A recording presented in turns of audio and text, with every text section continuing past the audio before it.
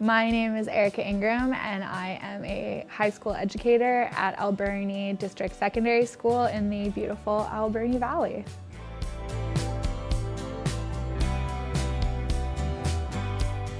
I didn't really like life that much when I was in high school. I felt like everything I was learning and everything I was doing in school was irrelevant, and therefore I really struggled with depression, actually. And I skipped a lot of school, sadly.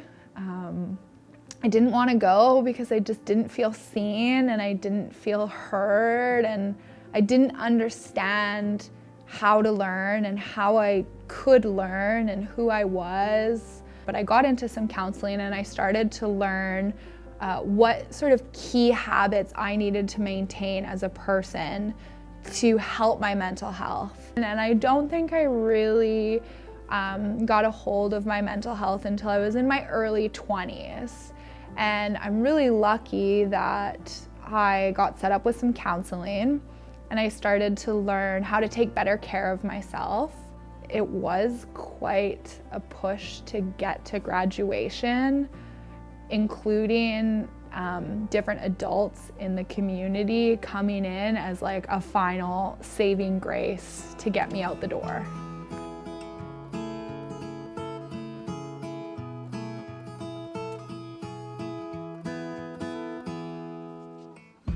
So I graduated from high school, barely graduated from high school.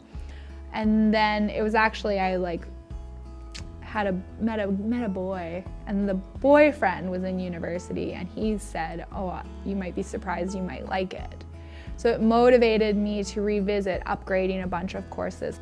I thought I didn't want to be a teacher because I literally hated school. And then I found courses in university that just interested me, and I eventually led down a path where my degree was in international relations. I was in university for 5 years before I decided I wanted to be a teacher, and I basically decided I wanted to be a teacher within the last 6 months of my university degree, that close to graduation. When I got into my teaching program and I went into schools as a student teacher, I couldn't believe how many layers there were of what was going on. So there's what's going on for the teacher in their life, what's going on for the students in their life, and what's going on with the learning. And I felt really overwhelmed by that. I felt like who we are as people should be the centerpiece of what we're learning and what we're doing, that our personalities and our spirits and our identity should be central to our learning. Well, I became a teacher because I didn't like high school and I wanted to do things differently. So every day when I walk into a building, I think, how can I make this the best possible day for this child in their childhood? I want them to feel joy in their life. I want them to feel pride in who they are as human beings and where they come from.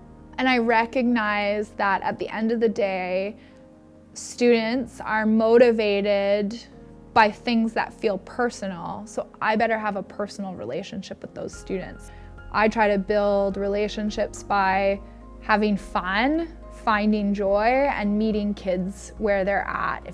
If they're not having a good day, let's go for a walk. Let's go get some fresh air. Let's change our energy. Let's change things up. I think there are a lot of teachers, and there's going to and continue to be a lot of teachers that change the way we do education, and how they do it is going to be different. But that's a reflection of our world. There's lots of different worldviews, there's lots of different values. We all need different approaches to life. I think part of education is learning who you are in the world and what kind of person you are and what kind of person you want to be. I became a high school teacher specifically because I didn't like my high school experience. So my number one motivation is to change the high school experience. I mean, I've talked with kids a lot, like I've failed courses in high school, I've failed courses in university. Does that make me a failure? And kids always say no. And it's like, you are gonna fail in your life. You are gonna fall. And that's okay. But I believe in your ability to get up and try again.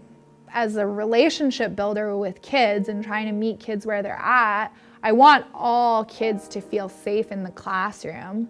But even more than that, I want them to feel safe with each other. So it's not just about my relationship with students, it's about their relationship with each other. So working with teenagers, I often think like, who are you going to be in adults and how are you going to make the world a better place?